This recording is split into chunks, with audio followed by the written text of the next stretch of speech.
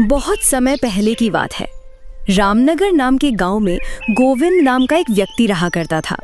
गोविंद दान पुण्य करने में बहुत विश्वास रखता था। इस कारण गांव का हर व्यक्ति गोविंद की बस तारीफ करता था।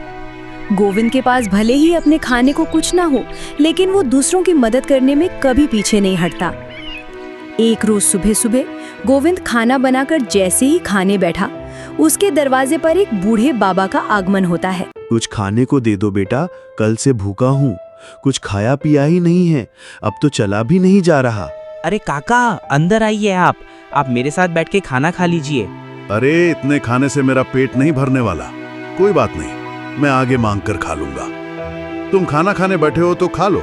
अच्छा काका, ये सारा खाना आप ही खा लीजिए, मैं भूखा रह लूंगा क्योंकि रात में मैंने खाना खाया था। इतना कहकर गोविंद अपनी थाली उस बाबा की तरफ बढ़ा देता है। बाबा भी खाना देकर जल्दी जल्दी से खाना खाने लगता है और खाना खाने के बाद बाबा गोविंद को ढेर सारा आशीर्वाद देते हुए कहता है, भगवान तुम्हें हमेशा खुश रखे बेटा, तुमने अपने हिस्से का खाना मुझे खिलाया है। आजकल ऐसे दानवीर लोग मिलते ही कहाँ हैं। तुम्हारा भला हो। इतना कहकर बाबा वहाँ से चले जाते हैं। लेकिन गोविंद को भी भूख लगी थी। अब वो रसोई में जाकर रखे डिब्बों को देखने लगता है जिसमें अन्न का एक भी दाना नहीं था। चलो कोई काम देखता हूँ, कहीं से खाने पीने का बंदोबस्त तो हो जाएगा। बस उस बेचारे का पेट भर गया, मुझे बहुत सुकून मिल रहा है। अब गोविंद ये सोचकर घर से निकलता है। तभी उसे देखकर गांव का धनराज अपनी पत्नी से कहता है, वो देखो, गोविंद आ रहा है दानवीर पुरुष। जेब में एक फुटी कौड़ी तक नहीं, बड़े दानवीर बनता फिरता है। अभी उससे काम निकलवाता हूँ। अब धनराज गोविंद को आवाज लगाकर बुलाता है। अरे क्या हाल चाल है गोविंद भाई, सब ठीक तो है ना? यहाँ अनाज की बोरियां खेतों से ला रहे हो क्या? अरे हाँ, खेतों से अभी 10 बोरियां और लानी है, लेकिन मैं बहुत ज्यादा थक गया हूँ। तुम थोड़ा हाथ बटा देते तो मेरा काम जल्दी हो जाता। धनराज मन ही मन सोच रहा था, बड़ा ही बेवकूफ है और इससे बेवकूफ बनाना भी आसान है। चलो इसी बहाने मेरी मदद हो जाएगी और थोड़ा आराम भी मिल जाएगा। इतना कहकर धनराज गोविंद से कई सारी बोरियां खेत से घर रखवाता है। लेकिन गोविंद तो भूखा था, उसे भूख भी बहुत तेज लग रही थी। अब बोरियां रखने के बाद धनराज कहता है, बहुत बहुत शुक्रिया भाई, अगर तुम ना होते ना तो मुझे बोरियां ढोते ढोते रात हो जाती। कई घंटे बोरियां ढोने के बाद गोविंद थक जाता है और वो मोतीलाल की दुकान से उधार राशन लेकर खाना बनाकर खाता है। अगली सुबह उसके दरवाजे पर किसी की रोने की आवाज आ रही होती है।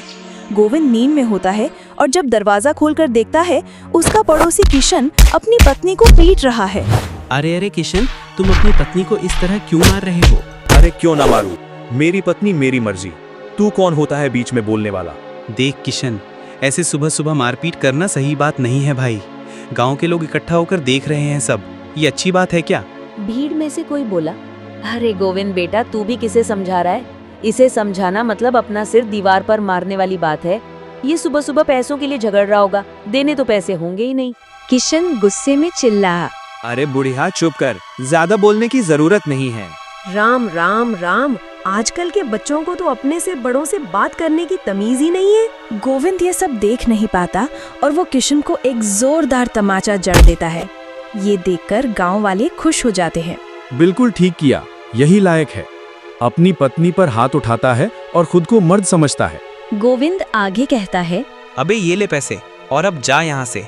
और अगली बार अगर तूने अपनी पत्नी पर हाथ उठाया ना, तो तुझे थाने में डलवाकर अच्छे से कुटाई करवाऊंगा। गांव की एक औरत बोली, आप सच में बहुत नेक दिल के हैं, हर किसी की मदद करते हैं। हम गांव वाले चाहते हैं कि अगला सरपंच आप हो।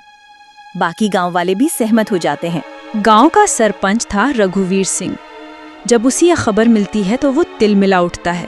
क्या इस गोविंद की इतनी हिम्मत? इसे तो मैं छोड़ूंगा नहीं।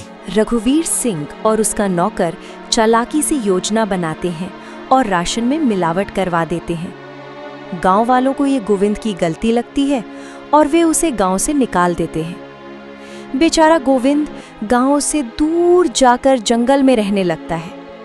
लोग मान लेते हैं कि उसने आत्महत्या कर ली है। कुछ महीनों बाद अचानक गोविंद गांव लौट आता है और रघुवीर सिंह के दरवाजे पर पहुंचता है।